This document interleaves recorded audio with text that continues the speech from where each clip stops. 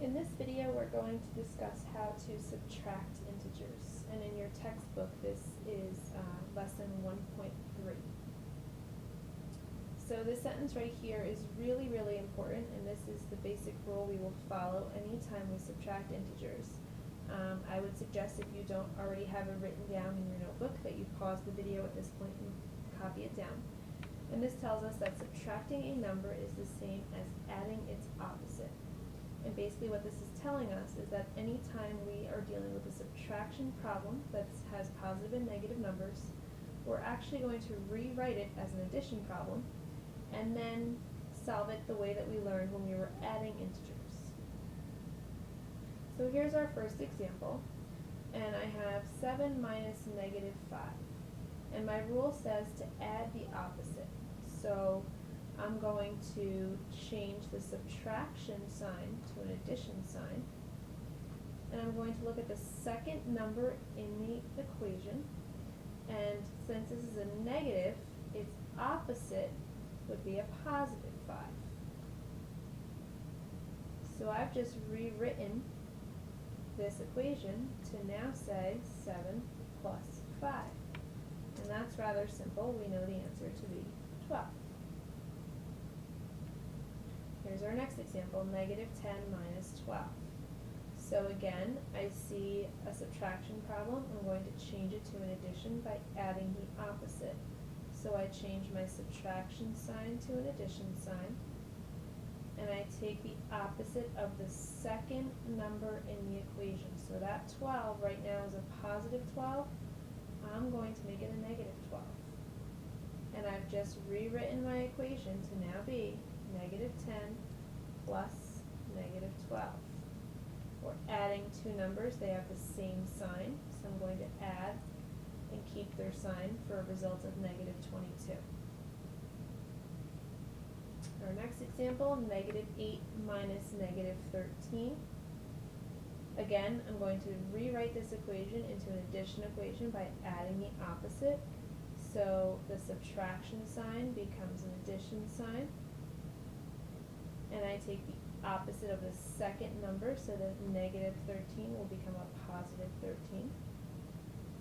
And now I'm going to see my new equation, which says negative 8 plus a positive 13.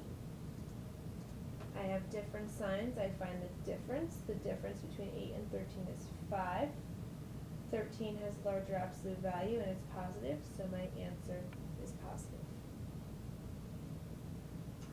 And one more like this, 4 minus negative 9. Again, I'm going to rewrite my equation. I change the subtraction sign to an addition sign.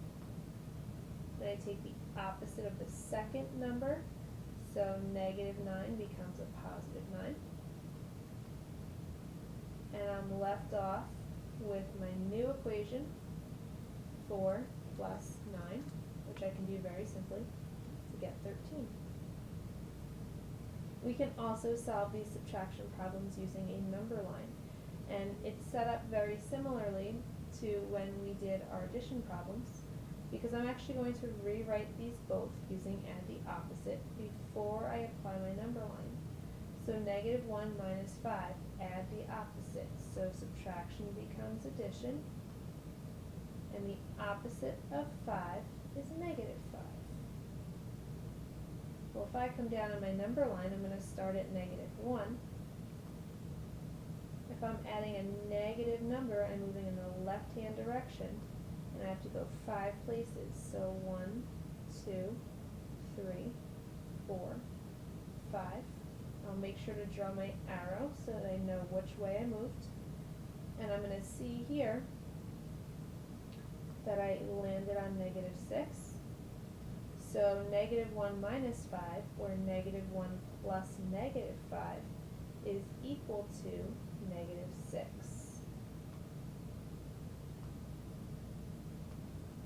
And we're going to do one more example, again using the number line.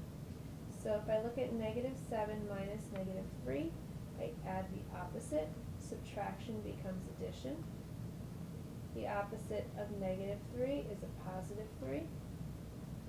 And I now have the equation negative 7 plus positive 3.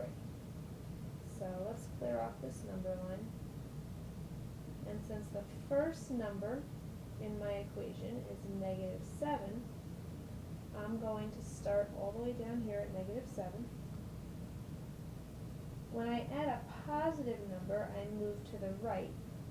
So I'm going to move to the right 3 spots. 1, 2, 3. I'll draw my arrow so the reader knows that I moved to the right.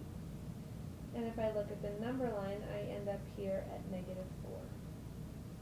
So that tells me that negative 7 minus negative 3, or negative 7 plus 3, is equal to negative 4. I hope this video was helpful. If you have any questions, please let me know.